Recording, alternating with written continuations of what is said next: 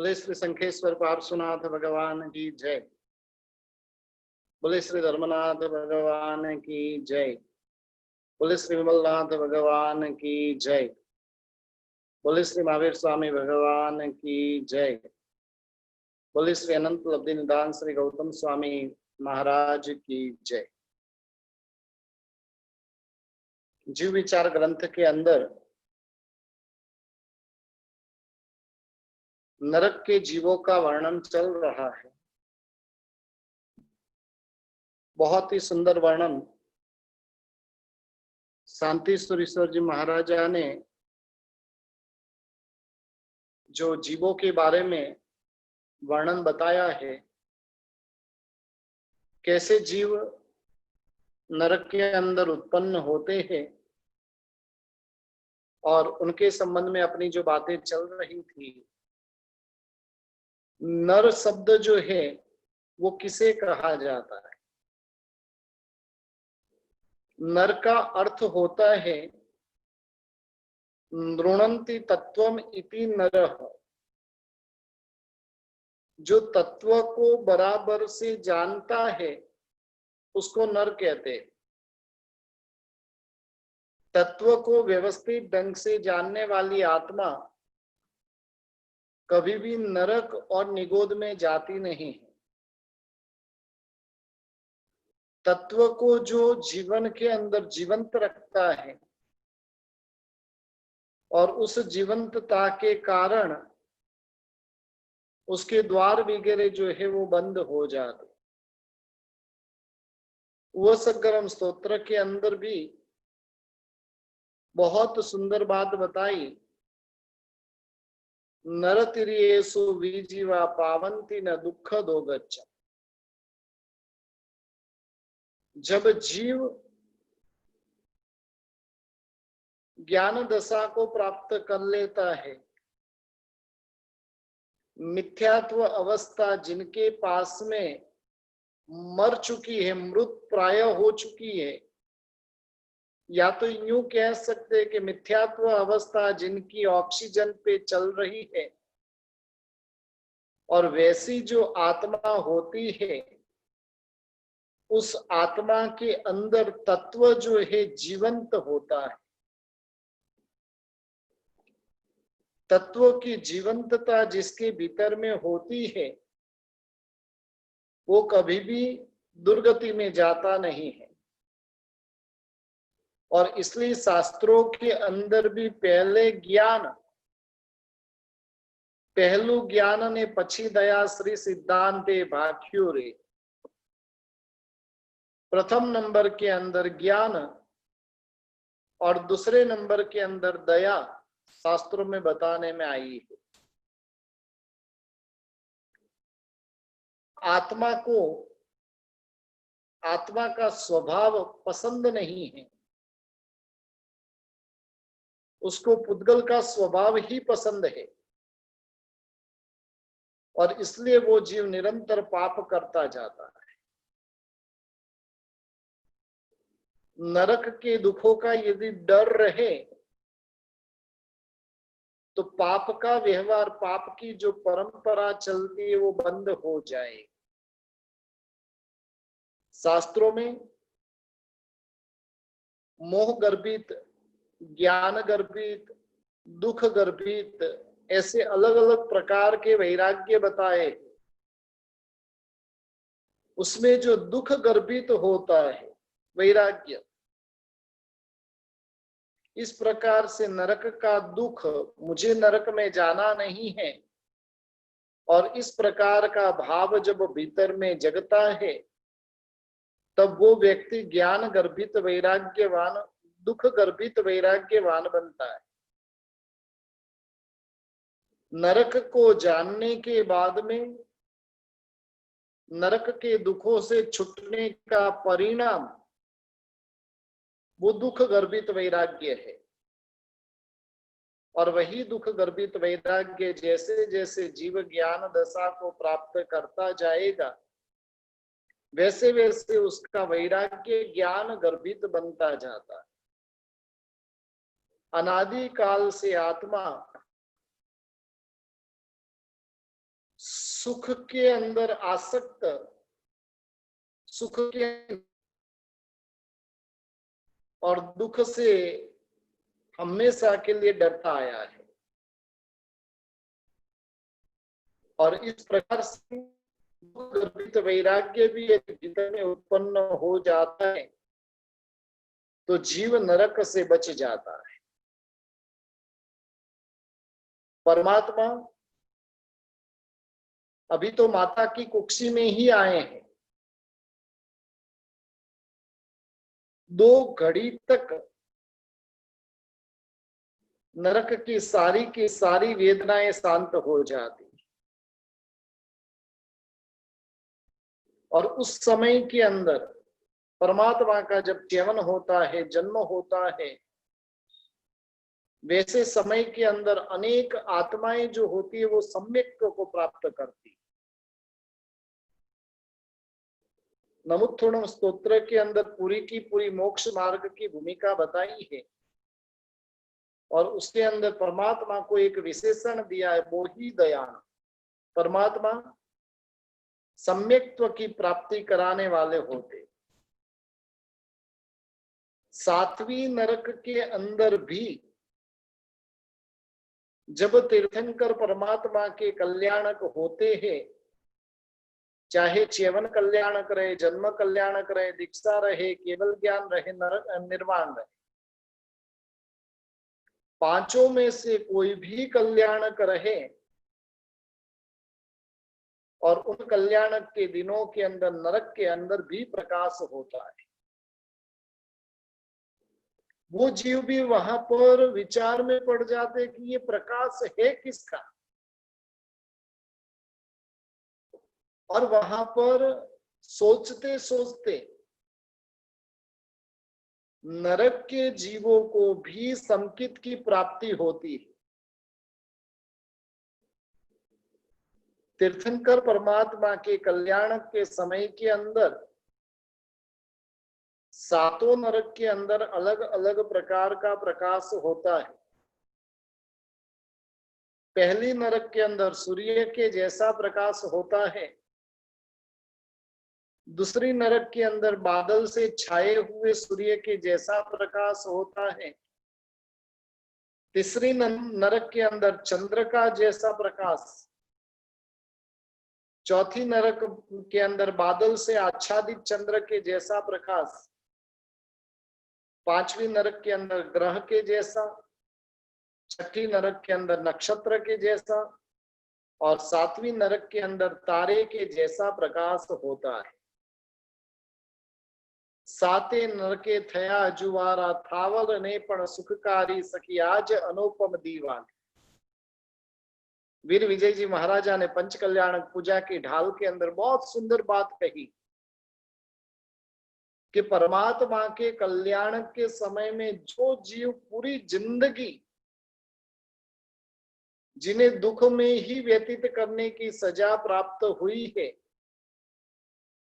और वैसे जीव भी साता को प्राप्त करते।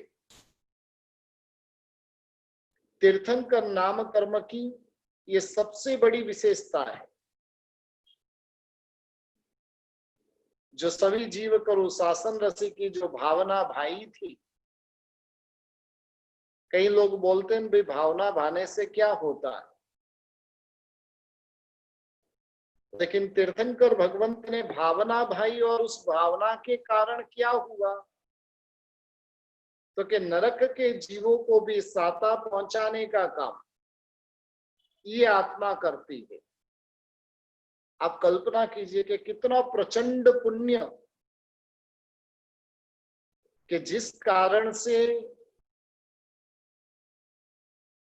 यहां से 7 रज्जु लोक दूर रही हुई नरक के अंदर भी जिनके पुण्य से जीव साता को प्राप्त करता है।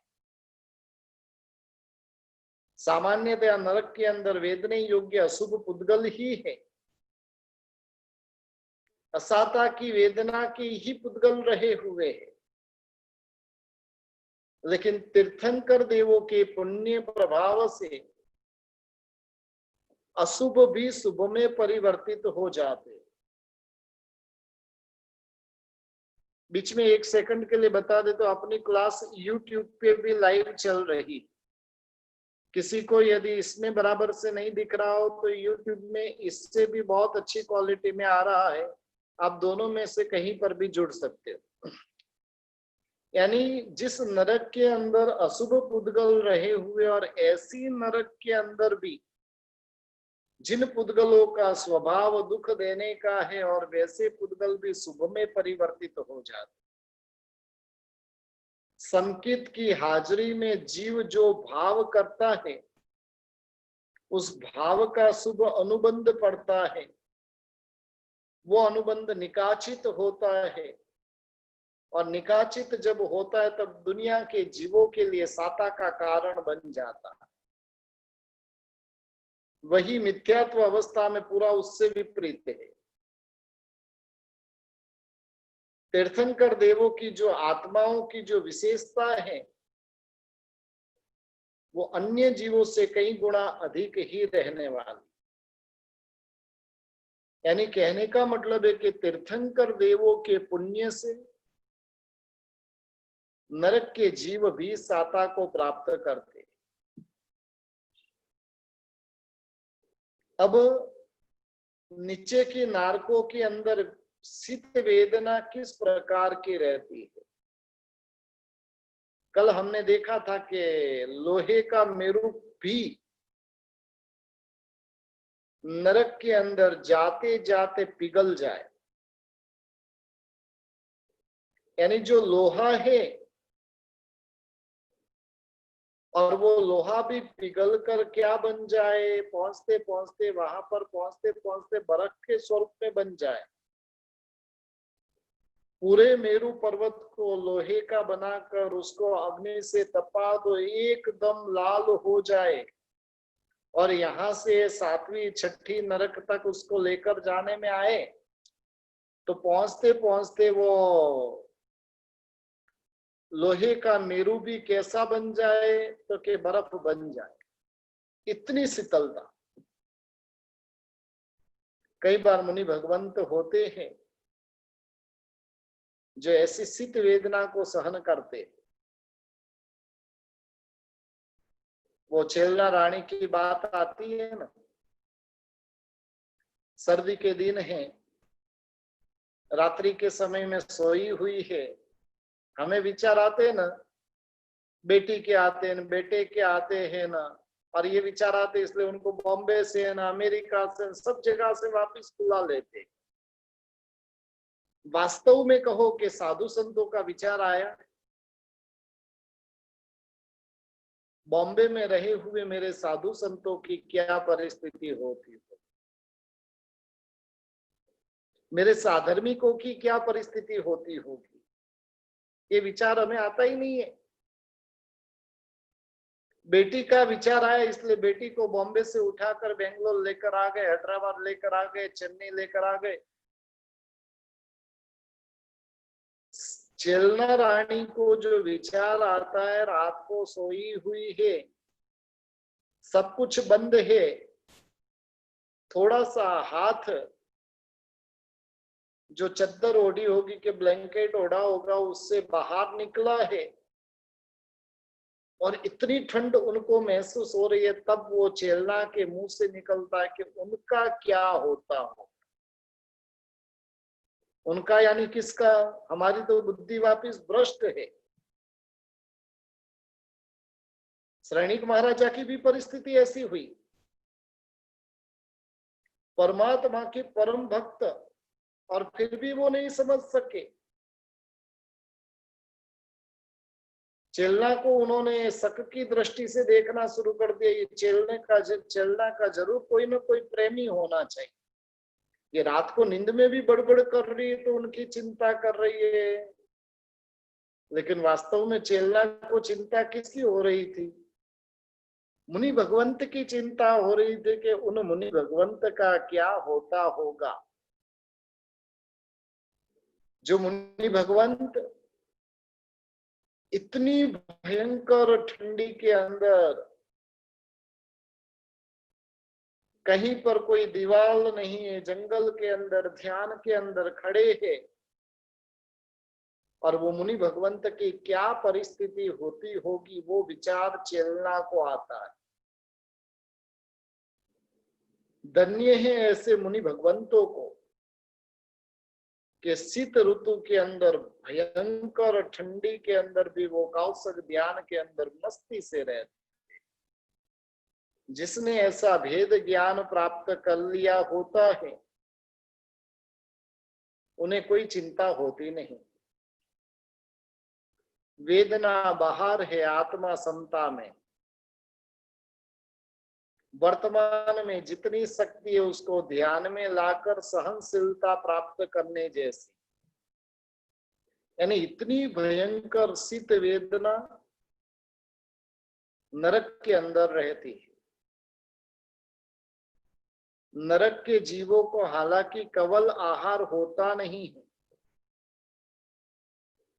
आकाश में से दसों दिशा में से अचित द्रव्यों को ग्रहण कर कर वो आहार करते हैं। पाप के उदय से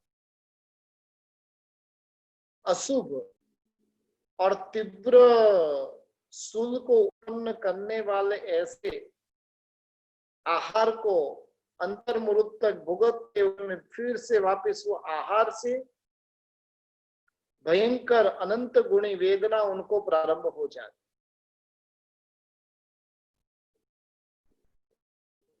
नारक के जीव लोमाहार से जो परिणाम प्राप्त होते हुए जो पुद्गल है उनको अवधि ज्ञान से देख सकते नहीं। यानी कहने का मतलब है कि नरक के अंदर वेदना का कोई पार नहीं है, और इस प्रकार नरक के जीव जो है वो क्षेत्रकृत वेदना को प्राप्त करते रहते। सत्ता आत्मा आती है तब जगत को बनाने का भाव जगता है। अब तक हम पराधीन हैं, लेकिन आत्मा की सत्ता आ जाएगी और उस समय के अंदर क्या होगा तो कि जगत जो है वो हमारे पराधीन बनेगा। वो गंग कवि की बात आए ना, अकबर ने उसको कहा कि भी तू मेरे गुणगान गा। गंग कवि बहुत ही कुमारीवंत था, उसका तेज बहुत गजब का था। हम तो किसी की भी प्रशंसा करने के तैयार हो जाते, किसी को भी मालिक बनाने के लिए तैयार हो जाते। कई लोग होते बात बात में मालिक मालिक ही मालिक। लेकिन गंग कवि क्या कहता है कि जिसे हरि पर विश्वास नहीं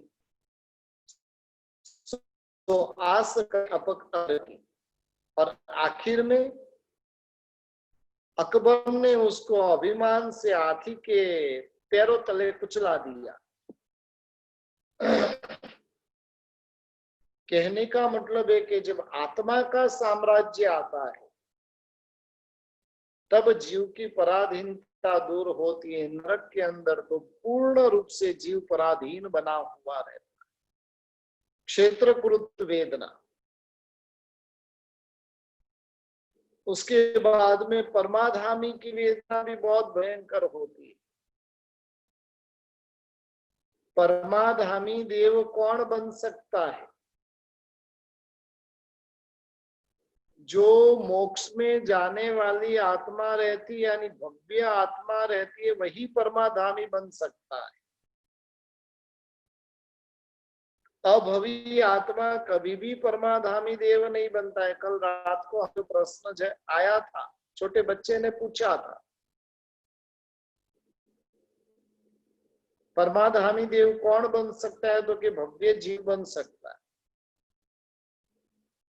जिसने धर्मी ऐसे माता पिता गुरु वडील आदि के साथ में जिसने अनुचित कार्य किया है, उनका अनादर किया है, वैसे जो जीव होते वो परमाधामी का आयुष्य बांधता है।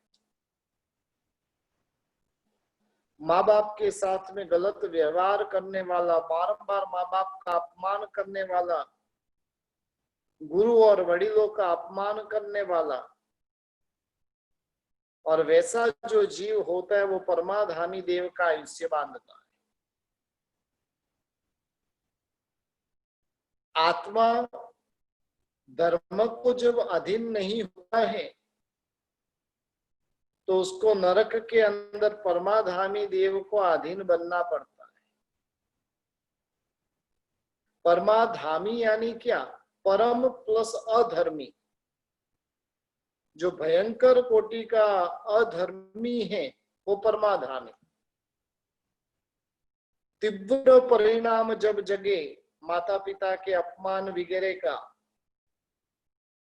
और उस समय के अंदर यदि कर्म का अनुबंध पड़ जाता है तो वैसे समय में परमाधामी बनना पड़ता है। परमाधामी को यदि अधीन नहीं बनना है तो पंच परमेष्टि भगवंत की शरणागति स्वीकार लेना। आत्म कल्याण के इच्छुक ऐसी आत्माओं को जो अधीन बन जाता है, माँ बाप के अधीन बन जाता है, तो उससे परमाधामी बनना नहीं पड़ता है, परमाधामी के अधीन नहीं होना पड़ता है। एक चीज ध्यान रखिए कि जो बच्चा माँ बाप के अधीन नहीं होता है वो बच्चे को आखिर में शादी के बाद पत्नी को तो अधीन बनना ही पड़ता है। माँ बाप की सुने के नहीं सुने, लेकिन पत्नी जब कहेगी तो मुंडी नीचे कर कर सब कुछ सुनना ही पड़ेगा। उससे अच्छा है कि माँ बाप के अधीन बन जाए, प्रभु के अधीन बन जाए, तो जगत में किसी के अधीन नहीं बनना पड़ेगा। यानी परमाधामी देव कौन सा जीव बनता है? तो कि ऐसा जो माँ बाप की, गुरु की अवहेलना करने वाला जो जीव होता है वो परमाधामी बनता है। जीव के प्रति का भयंकर द्वेष, उपकारी के प्रति का भयंकर द्वेष, उनको पीड़ा पहुंचाने का काम, और ऐसा काम करने वाला जो व्यक्ति होता है वो मरकर परमाधामी बनता है। छोटे छोटे छिद्र सहित ऐसे कुंभी के अंदर उत्पन्न होना पड़ता है। अंदर से तो पेट तो बहुत बड़ा होता है, मुंह बहुत ही छोटा, कुंभी के अंदर भी भयंकर गर्मी, बाहर भयंकर, अंदर भयंकर ठंडी, बाहर भयंकर गर्मी, और इस प्रकार से नरक के अंदर जीवों को सतत सतत वेदना सहन करना पड़ता है। एक क्षण के लिए अपने घर में है ना, बच्चे कभी कभार थोड़े समय के लिए भी शोर शराबा करते तो हम परेशान हो जाते। और कई पिता ऐसे होते हैं, वो जैसे ही दुकान से घर पे आता और वहां पर हिटरल शाही चलने लगती है, राष्ट्रपति शासन लग जाता है, सब चुपचाप, घर में कोई अब बोल नहीं सकता है। परिवार में बच्चे हैं तो बच्चे तो आवाज करने ही है, बच्चे हैं तो शोर शराबा करने ही है, लेकिन हमारी इमेज घर में कैसी बनी हुई है? हमारी इमेज कहीं घर के अंदर परमाधामी जैसी तो नहीं है ना। परमाधामी जैसे ही नरक में प्रवेश करता है सब जीव भयभीत भयभीत कांपने लगते हैं। हमारा भी प्रवेश कहीं घर पे होता है और उस समय में ऐसी परिस्थिति नहीं होती है ना। पूरी जिंदगी भर नरक के अंदर बस चिसाचिस चलती ही रहती है, चलती ही रहती है। और इस प्रकार से नरक के जीव सतत वेदना को प्राप्त करते रहते। जैसे जैसे ज्ञान की वृद्धि होती है, वैसे वैसे पीड़ा का अनुभव और अधिक होता जाता है। ज्ञान द्वारा ही व्यक्त पीड़ा का अनुभव उसका बढ़ता जाता है। निबोध में ज्ञान अल्प है और इसलिए वहां पर व्यक्त वेदना नहीं है। ज्ञानी ही सबसे अधिक दुखी और ज्ञानी ही सबसे अधिक सुखी। दुनिया में सबसे ज्यादा दुखी कौन? जब प्रभु को पूछा गया और तब परमात्मा ने जवाब दिया कि समकीती आत्मा दुनिया में सबसे बड़ी दुखी। सम्यक्त्वी आत्मा के जैसी दुखी दुनिया में कोई नहीं, क्योंकि जिसे संसार से छूटना है और छूट नहीं पा रहा है, जिसे मोक्ष में जाना है जा नहीं पा रहा है, यानी जो बाह्य दुख की बात है वैसा दुख उनको कोई नहीं, लेकिन संसार से छूटना है।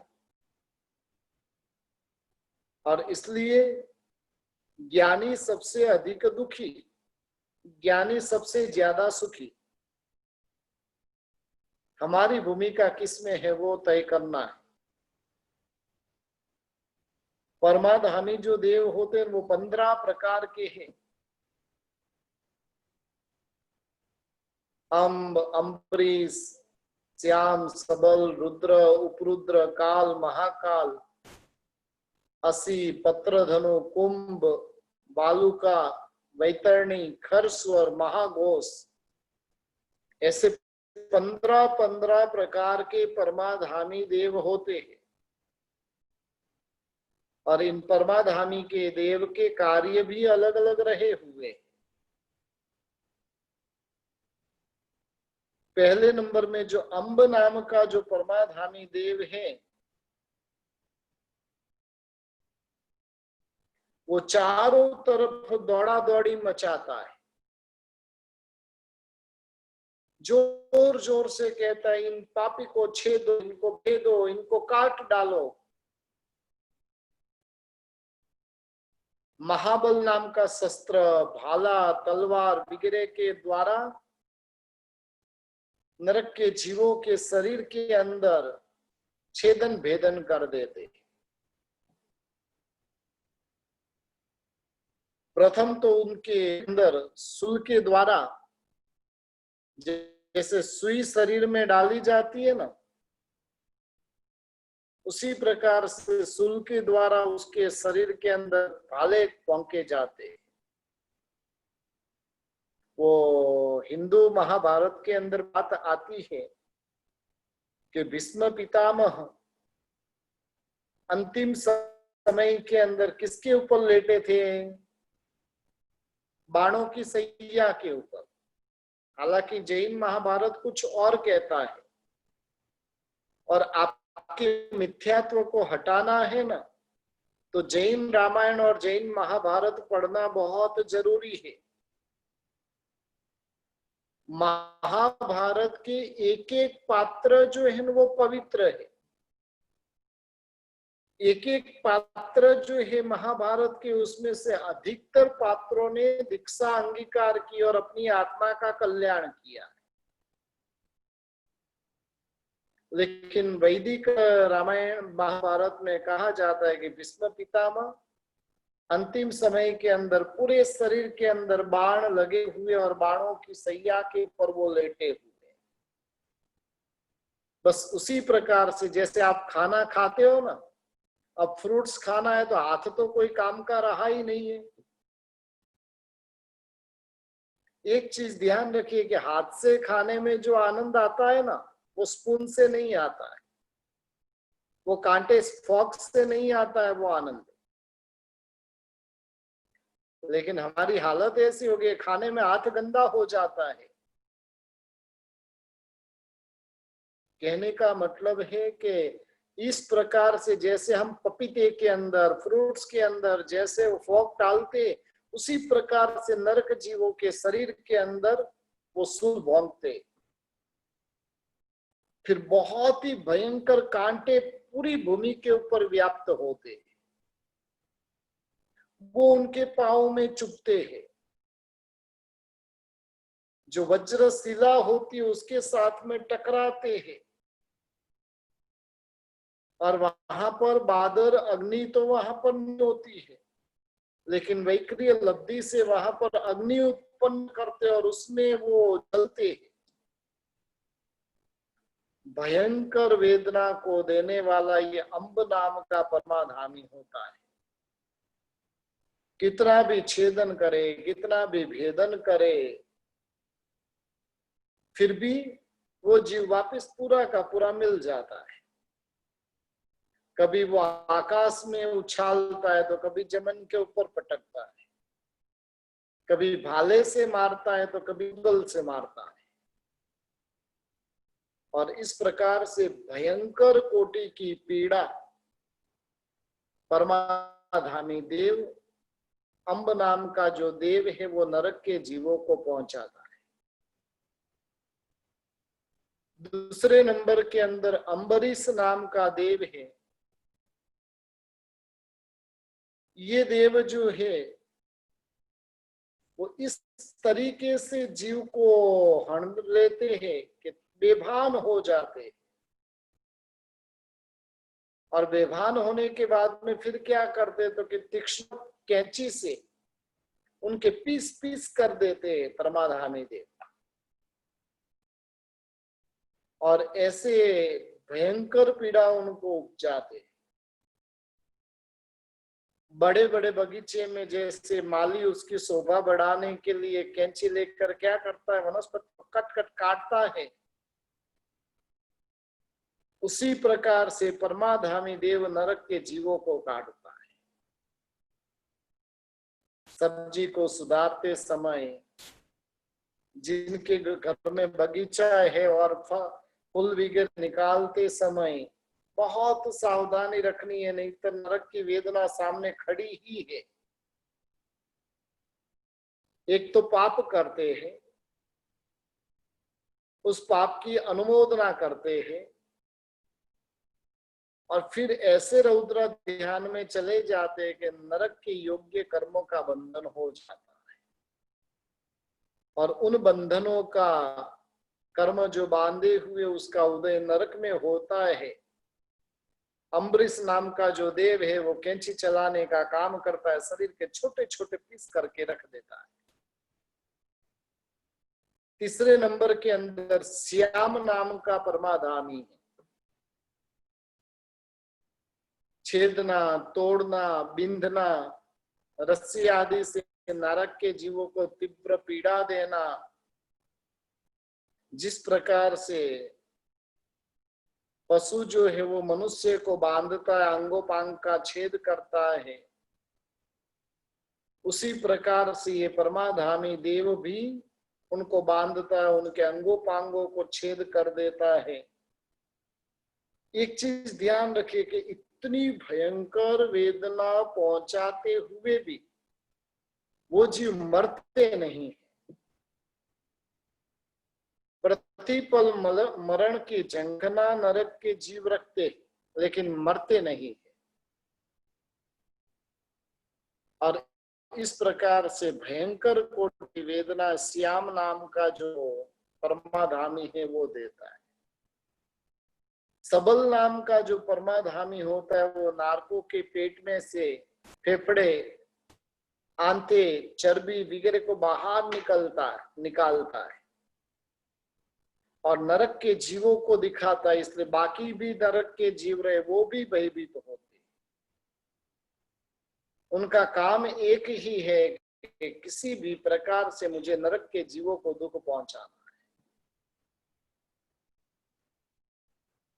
इंसान भी देखने जाए तो बहुत स्वार्थी हो गया है।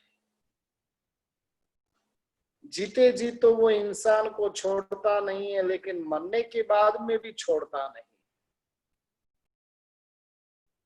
व्यक्ति मर गया हो तो उसके भी ऑर्गन जो रहे उनको भी वो छोड़ते नहीं, और उससे भी काला बाजारी वो जीव करते हैं। और ऐसे जो जीव, ऐसे कर्म करने वाले जो जीव होते हैं, वो इस प्रकार के नरक के अंदर जाते हैं और परमाधामी उन्हें वेदना पहुंचाते हैं। इस विश्व के अंदर वर्तमान विश्व की परिस्थिति देखने जाए तो लगभग जो प्रजा है वो मांसाहारी है। शाकाहारी तो देखने जाए तो 10% भी बड़ी मुश्किल से 10% भी नहीं रहेंगे, 2-5% बड़ी मुश्किल से शाकाहारी रहेंगे। और इस प्रकार से नॉनवेज आदि का जो भक्षण करने वाला है, वैसा जीव भी इस नरक के अंदर जाता है, नरक में जाता है। तब ये सबल नाम का परमाधाम जो है वो उसे सब कुछ याद दिलाता है। मनुष्य भव के अंदर भी उच्च कुल के अंदर आया, सब कुछ हुआ, लेकिन फिर भी जिन शासन की स्पर्शना नहीं हुई या तो जिन शासन प्राप्त हुआ उसको समझा नहीं और इसलिए व्यसन मस्त हो गया। जैनों के अंदर भी काफी घरों के अंदर नॉनवेज घुसने लग गया है। घरों के अंदर तो नहीं, लेकिन बाहर जाते तो खाने लग गए। और शराब तो पता नहीं कितने कितने घरों के अंदर घुस चुकी है। इस प्रकार के व्यसन वगैरह जो करने वाला होता है वो मरकर ऐसे नरक में जाता है और परमाधामी देव उनको इस प्रकार से वेदना पहुंचाने का काम करते हैं। रुद्र नाम का जो परमाधामी 5वें नंबर का है, जिसका स्वभाव ही भयंकर रौद्र स्वभाव, भयंकरता, तलवार से छेदता है, त्रिशूल से छेदता है, सुई से, सूल से, भाला वगैरह से शरीर को काटता है, अग्नि से जलाता है। और इस प्रकार से भयंकर कोटि के दुख देने का काम रुद्र नाम का परमाधामी करता है। एक परमाधामी से दूसरे परमाधामी का जो दुख है वो विशेष है, दूसरे से तीसरे का दुख है वो विशेष है। और इस प्रकार से वहां पर भयंकर कोटि की वेदना को पहुंचाने का काम करता है। हमें भी दूसरों को मारने के, जलाने के परिणाम आए। कई लोग होते ऐसे ऐसे परिणाम करते, मैंने इतनों को मारा, इतने को जलाया, और ऐसे परिणाम के माध्यम से ऐसे चिकने कर्म वो जीव बांधता है।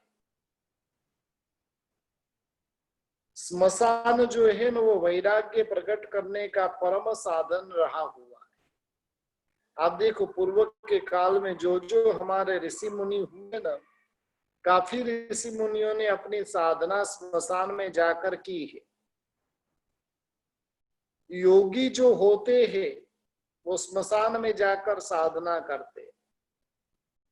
जिन शासन को पाए हुए जो जीव होते हैं वो मृत्यु के प्रसंग को देखकर अपनी मृत्यु को सुधार लेते।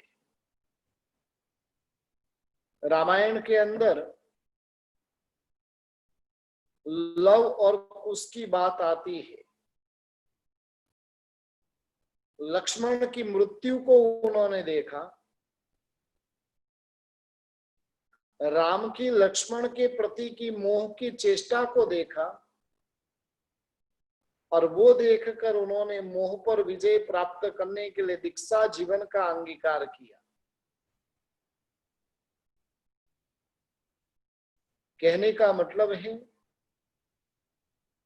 इस प्रकार से धर्मी जीव होता है वो पापों से बचने का काम करता है, और अधर्मी जीव होता है वो पापों के अंदर आसक्त होता है। पापों में आसक्त बना तो परमाधामी की वेदना सहन करने के लिए तैयार रहना पड़ेगा। उपरुद्र नाम का जो परमाधामी है वो नरक के जीवों के अंगोपांग, हाथ, पांव, मस्तक, अंगुलियां, ये सब काटने का काम करते हैं। कसाई के भाव में जो मछले बकरे वगैरह को जो काटा है और ऐसे कामों का वर्णन किया है, वैसे जीव आके नरक गति के अंदर आते हैं। और नरक गति में जब आते हैं उस समय क्या ये रुद्र उपरुद्र वगैरह परमाधामी देव को याद कराते हैं, तुझे ये कृत्य करना अच्छा लगता था, चल उसका फल भुगत। और इस प्रकार से वेदना देने वाले ये परमाधामी देव बनते। उसके बाद में 7वें नरक के अंदर काल नाम का परमाधामी देव है। जोर जोर से रोते हुए चिल्लाते हुए नरक के जीवों को अग्नि की भट्ठी में तीक्ष्ण ऐसे जो खिला होता है और उसके अंदर उनको डाल देते और फिर अग्नि के अंदर उनको पकाते। जैसे हम खाखरा सेकते हैं ना, उसी प्रकार से नरक के जीवों को तवे के ऊपर सेकते हैं और एक एक पीड़ा देते हुए वो अपना पाप याद कराते। महाकाल नाम का जो परमाधामी होता है वो सिंह की पूंछ जो होती है और उसके आकार वाले जो नरक के जीवों को मांस के टुकड़े करके वापिस नरक के जीवों को खिलाते। 9वें नंबर के अंदर असी नाम का परमाधामी, असी यानी तलवार, जो तलवार के द्वारा उनके अंगों को छेदते हैं। एक एक पाप, तूने ऐसे किया था, तूने ऐसे छेदन किया था, तूने ऐसे सब्जी सुधारी थी, और इस प्रकार से वो याद कराते। नरक के जीवों को विभन ज्ञान होता है, जाति स्मरण ज्ञान होता है, और कोई कोई जीव होता है समता भाव से सहन करते करते सम्यक्त्व की भी प्राप्ति कर लेता।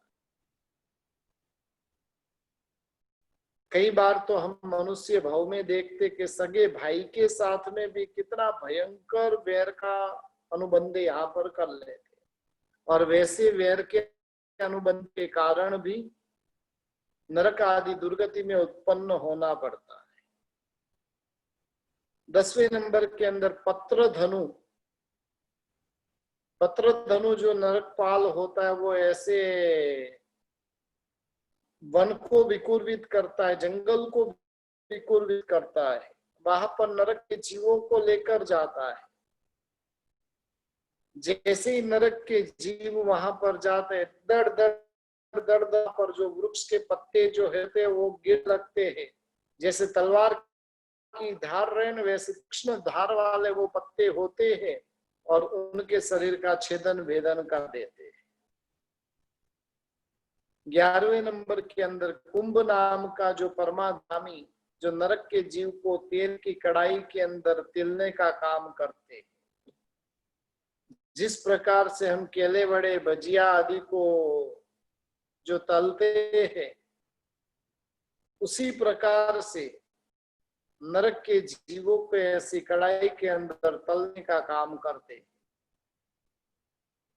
वालुका नाम का जो परमाधामी होता है, वहां पर जो रेती होती है, बालू होती है, इतनी गर्म, इतनी भयंकर, जिसमें से तड़ तड़ तड़ तड़ आवाज आ रही है, और इतनी भयंकर मिट्टी के अंदर जैसे वो चना बेचने वाला, चना बनाने वाला चने को जैसे भूंजता है, उसी प्रकार से उसके पूरे शरीर के ऊपर रेती डाल देते हैं और तड़ तड़ करता हुआ वो चने की तरह सेका जाता है। इतनी तपी हुई वो रेती होती है। और इस प्रकार से बालुका नाम का परमाधामी, फिर वैतरणी, वैतरणी नाम की वहां पर जो वैतरणी नाम का जो वहां का परमाधामी है, वो क्या करता है? क्योंकि वहां पर वैतरणी नाम की नदी को उत्पन्न करता है और वो वहां पर जीवों को पीड़ा देने का, भयंकर कोटि से पीड़ा देने का काम करता है। वैदिक धर्म में माना जाता है कि वैतरणी नदी में, वैतरणी नरक में कौन उत्पन्न होता है? जो पतिव्रता पत्नी सती होती है, कुलीन होती है और उनके प्रति द्वेष करने से ऐसी वैतरणी में जाते हैं। जो सिलवान के ऊपर कलंक लगाने वाला, पर स्त्री में आसक्त बनने वाला, गलत साक्षी देने वाला, सती स्त्रियों को परेशान करने वाले और ऐसे जीव जो होते वो वैतरणी में उत्पन्न होते। फिर खर स्वर नाम का परमाधामी, खर यानी एकदम भयंकर कोटि का, और स्वर यानी आवाज। ऐसी ऐसी आवाज कर कर नरक के जीवों को मिछाल। खर स्वर जो है वो भी जैसे वृक्षों को छेदते हैं, उसी प्रकार से नरक के जीवों को छेदने का काम ये खर स्वर नाम का परमाधामी करता है। और महाघोष, इतनी भयंकर आवाज कर कर नरक के जीवों को डराने का एक एक ऐसा अट्टहास वगैरह करते हैं और उसके माध्यम से नरक के जीवों को डराने का वगैरह का काम ये महाघोष नाम का परमाधामी करता है। एक एक परमाधामी देव इस प्रकार से भयंकर कोटि की पीड़ा को देने वाला काम ये परमाधामी देव करते हैं, याद कराते हैं। तुमने ये पाप किया था, ऐसा पाप किया था और उसके फल के स्वरूप में तुम भुगतो। यदि वास्तव में हमारे भीतर में सम्यक्त्व का दिया प्रकट हो चुका है और फिर ये नरक का वर्णन यदि हम सुन रहे तो समझ लो कि हमारी आत्मा हिले बिना नहीं रहेगी।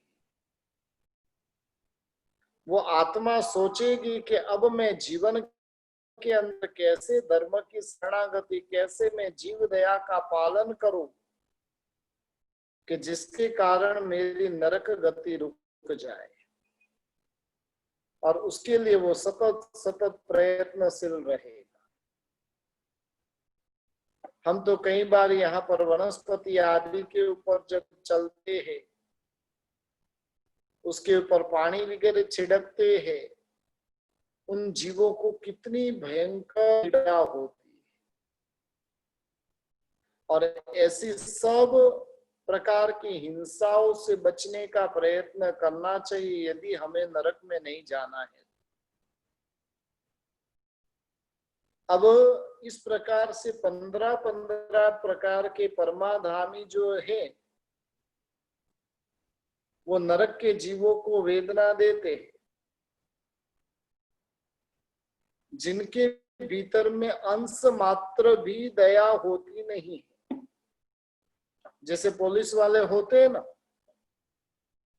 उन पुलिस वालों में कहीं पर भी दया देखने को मिलती नहीं है।